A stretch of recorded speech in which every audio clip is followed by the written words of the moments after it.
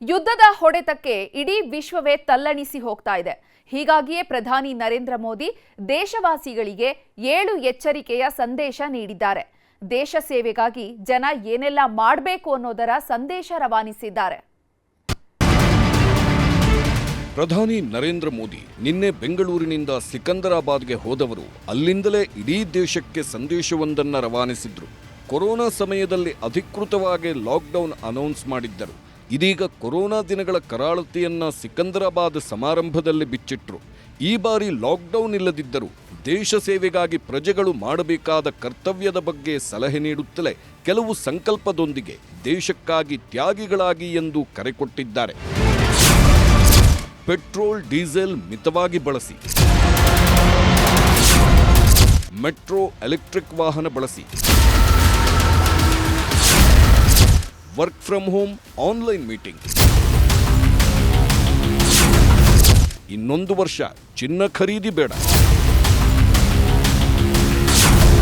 ವಿದೇಶಗಳ ಅದ್ಧೂರಿತನ ಬೇಡ, ಅಡುಗೆ ಎಣ್ಣೆ ಬಳಕೆ ಮಿತವಾಗಿರಲಿ, ರಸಗೊಬ್ಬರ ಬಿಡಿ, ಸಾವಯವ ಕೃಷಿ ಮಾಡಿ. ಮಧ್ಯಪ್ರಾಚ್ಯದಲ್ಲಿನ ಯುದ್ಧದಿಂದಾಗಿ ಕಚ್ಚಾ ತೈಲ ಪೂರೈಕೆಯಲ್ಲಿ ವ್ಯತ್ಯಯವಾಗ್ತಿದೆ. ಜಾಗತಿಕ ಬಿಕ್ಕಟ್ಟು ಉಲ್ಬಣವಾದ ಕಾರಣಕ್ಕೆ ಡಾಲರ್ ರೂಪದಲ್ಲಿ ದುಬಾರಿ ರೂಪಾಯಿ ಕೊಟ್ಟು ತೈಲ ಖರೀದಿ ಮಾಡಲಾಗ್ತಿದೆ. ಹೀಗಾಗಿಯೇ ಪೆಟ್ರೋಲ್ ಡೀಸೆಲ್ ಅನ್ನ ಮಿತವಾಗಿ ಬಳಸಿ ಅಂತ ಮೋದಿ ಕರೆ ಕೊಟ್ಟಿದ್ದಾರೆ. वैश्विक संकट के इस समय में हमें कर्तव्यों को सर्वोपरि रखते हुए कुछ संकल्प लेने होंगे. पेट्रोल डीजल का संयम से इस्तेमाल करना. साथियों, हमें पेट्रोल डीजल का उपयोग कम करना होगा.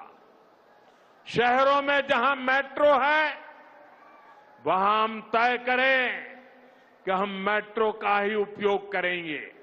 अगर कार में ही जाना जरूरी है तो फिर कार पूल करने का प्रयास करें और भी लोगों को साथ बिठा ले.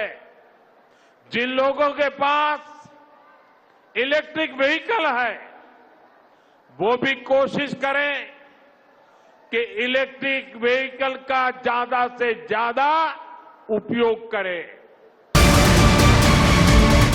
ಇನ್ನು ಕೊರೋನಾ ಕಾಲದಲ್ಲಿ ಅಳವಡಿಸಿಕೊಂಡಿದ್ದ ಸೂತ್ರಗಳು ಇಂದಿಗೂ ಮಾದರಿ ಎಂಬಂತೆ ಪ್ರಧಾನಿ ಮೋದಿ ಸಲಹೆ ನೀಡಿದ್ದಾರೆ. ವಿದೇಶಿ ಪ್ರವಾಸ, ವಿದೇಶಗಳಲ್ಲಿ ಅದ್ಧೂರಿ ಮದುವೆಗಳಿಗೆ 1 ವರ್ಷದ ಮಟ್ಟಿಗೆ ಕಡಿವಾಣ ಹಾಕಬೇಕಿದೆ ಎಂದಿದ್ದಾರೆ. साथियों, हमने कोरोना के समय में वर्क फ्रॉम होम की, ऑनलाइन मीटिंग्स की, वीडियो कॉन्फ्रेंस की, ऐसी अनेक व्यवस्थाएं विकसित की और हमें आदत भी हो गई थी. आज समय की मांग ऐसी है कि उन व्यवस्थाओं को हम फिर से शुरू करें तो वो देश हित में होगा.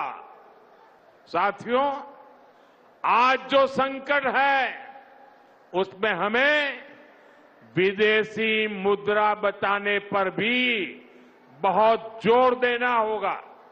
तो हम सबका दायित्व है कि पेट्रोल डीजल की खरीद पर जो विदेशी मुद्रा खर्च होती है, पेट्रोल डीजल बचाकर हमें वो मुद्रा भी बचानी है.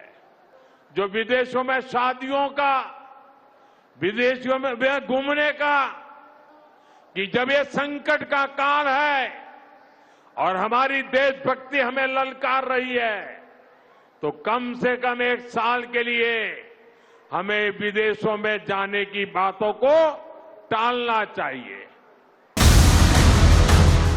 ತೈಲ ಖರೀದಿಯನ್ನ ಹೊರತುಪಡಿಸಿದ್ರೆ ನಂತರದ ಹೆಚ್ಚಿನ ಹೊರೆ ವಿದೇಶಿ ವಿನಿಮಯದ ಮೇಲೆ ಬೀಳುತ್ತಿರೋದೇ ಚಿನ್ನವನ್ನ ಆಮದು ಮಾಡಿಕೊಳ್ಳುವುದರಿಂದ.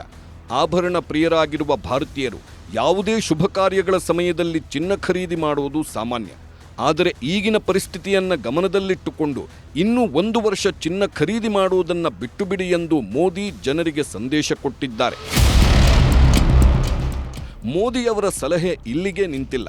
ಅಡುಗೆ ಎಣ್ಣೆ, ರಸಗೊಬ್ಬರ ಖರೀದಿಗೂ ಭಾರತ ವಿದೇಶಿ ಕರೆನ್ಸಿಯನ್ನ ಖರ್ಚು ಮಾಡುತ್ತಿದ್ದು, ಡಾಲರ್ ಎದುರು ರೂಪಾಯಿ ಅಪಮೌಲ್ಯದಿಂದ ಹೆಚ್ಚಿನ ಪ್ರಮಾಣದಲ್ಲಿ ವಿದೇಶಿ ವಿನಿಮಯ ಖರ್ಚಾಗುತ್ತಿದೆ. ಇದನ್ನೇ ಗಮನದಲ್ಲಿಟ್ಟುಕೊಂಡಿರುವ ಪ್ರಧಾನಿ ಮೋದಿ ಅಡುಗೆ ಎಣ್ಣೆಯ ಮಿತವಾದ ಬಳಕೆಯೂ ಕೂಡ ದೇಶ ಸೇವೆಯ ಭಾಗ ಎಂದು ಸಲಹೆ ನೀಡಿದ್ದಾರೆ. ಅಲ್ಲದೆ ರಸಗೊಬ್ಬರಗಳ ಬಳಕೆಗೂ ಕಡಿವಾಣ ಹಾಕುವಂತೆ ಕರೆ ನೀಡಿದ್ದಾರೆ.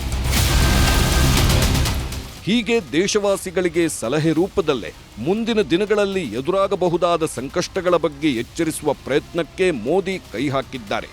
ದೇಶಕ್ಕಾಗಿ ತ್ಯಾಗ ಮಾಡಿದೋನೇ ದೇಶಪ್ರೇಮಿ ಎಂಬ ಸಂದೇಶ ರವಾನಿಸಿದ್ದಾರೆ. ದೇಶದ ಪ್ರಧಾನಿ ಹೀಗೆ ಕರೆ ಕೊಡುತ್ತಲೇ ದೇಶಾದ್ಯಂತ ಸಂಚಲನ ಮೂಡಿದೆ. ಜನರು ಕೂಡ ಪ್ರಧಾನಿ ಮಾತಿನ ಬಗ್ಗೆ ತಲೆ ಕೆಡಿಸಿಕೊಂಡಿದ್ದಾರೆ. ಕೆಲವರು ಮೋದಿಯವರ ಮಾತು ಸರಿಯಾಗಿದೆ ಅಂದ್ರೆ ಮತ್ತೆ ಕೆಲವರು ಮುಂದಿನ ದಿನಗಳಲ್ಲಿ ಕಷ್ಟ ಎದುರಾಗಬಹುದು ಎಂದು ಅಂದಾಜಿಸಿದ್ದಾರೆ. ಎಲೆಕ್ಟ್ರಿಕ್ಕು ಯೂಸ್ ಮಾಡೋಂಗಿಲ್ಲ, ಇಲ್ಲಿ ಗ್ಯಾಸ್ ಯೂಸ್ ಮಾಡೋಂಗಿಲ್ಲ ಅಂದರೆ ನಾವು ಊಟ ಮಾಡಿದ್ರೆ ಉಪವಾಸ ಇರಬೇಕು, ಇಲ್ಲ ಅಂದರೆ ಒನ್ ಟೈಮ್ ಊಟ ಮಾಡಬೇಕು, ಒನ್ ಟೈಮ್ ಉಪವಾಸ ಇರಬೇಕು. ಇದೊಂದೇ ದಾರಿ, ಬೇರೆ ಇನ್ನೇನು ದಾರಿ ಇಲ್ಲ. ಕೇವಲ ಜನಸಾಮಾನ್ಯರಷ್ಟೇ ಅಲ್ಲ, ಆರ್ಥಿಕ ತಜ್ಞರಿಂದಲೂ ಪ್ರಧಾನಿ ಮೋದಿ ಸಲಹೆಗೆ ಆಕ್ಷೇಪ ವ್ಯಕ್ತವಾಗುತ್ತಿದೆ. ಪ್ರಧಾನಿಯವರ ಮಾತು ಆರ್ಥಿಕತೆ ಸದೃಢವಾಗುವ ಉದ್ದೇಶದಿಂದ ಕೂಡಿದ್ದರೂ ಅದನ್ನು ಪಾಲನೆ ಮಾಡುವುದು ಕಷ್ಟ ಎನ್ನುತ್ತಿದ್ದಾರೆ. ಇದು ಎಷ್ಟು ಕಾರ್ಯಸಾಧು, ಎಷ್ಟು really it can be implemented ಅನ್ನೋದನ್ನ ನಾವು ನೋಡ್ಬೇಕಾಗುತ್ತೆ. ನೀವೇ ಆಲ್ರೆಡಿ ಹೇಳ್ತಾ ಇದ್ರಿ, ಎಲ್ಲರೂ ಆಸ್ಟರಿಟಿ ಮೆಜರ್ಸ್ ನ ಎಲ್ಲರೂ ಫಾಲೋ ಮಾಡ್ತಾರ? ಹಾಗಾದ್ರೆ ಅದು ಕಷ್ಟನೇ. ಪ್ರಧಾನಿ ಮೋದಿ ಕರೆಗೆ ಕಾಂಗ್ರೆಸ್ ಕೆಂಡಾಮಂಡಲ.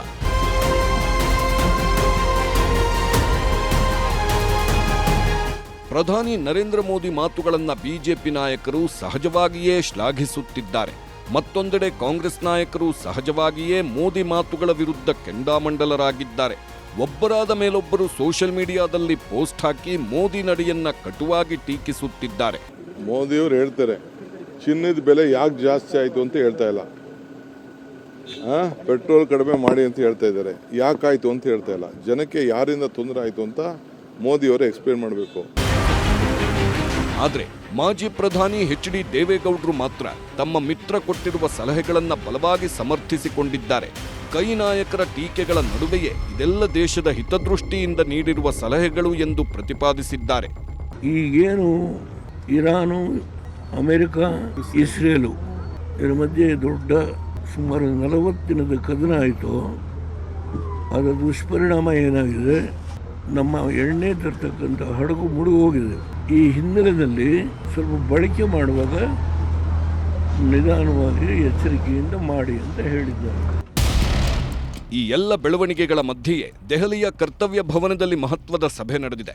ರಕ್ಷಣಾ ಸಚಿವ ರಾಜನಾಥ್ ಸಿಂಗ್ ನೇತೃತ್ವದ ಸಭೆಯಲ್ಲಿ ಮಧ್ಯಪ್ರಾಚ್ಯ ಬಿಕ್ಕಟ್ಟು, ಭಾರತದ ಮೇಲಿನ ಪರಿಣಾಮಗಳ ಬಗ್ಗೆ ಚರ್ಚೆ ಆಗಿದೆ. ಭವಿಷ್ಯದ ಕರಾಳತೆಗಳನ್ನು ಎದುರಿಸಲು ಕೇಂದ್ರ ಸರ್ಕಾರ, ಜನಸಾಮಾನ್ಯರು ಏನೆಲ್ಲ ಮಾಡಬೇಕಾಗುತ್ತದೆ ಎಂಬೆಲ್ಲ ವಿಚಾರಗಳ ಚರ್ಚೆ ನಡೆಸಲಾಗಿದೆ.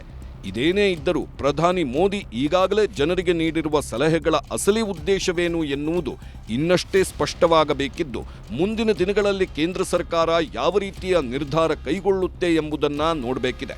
Bureau report, news 18.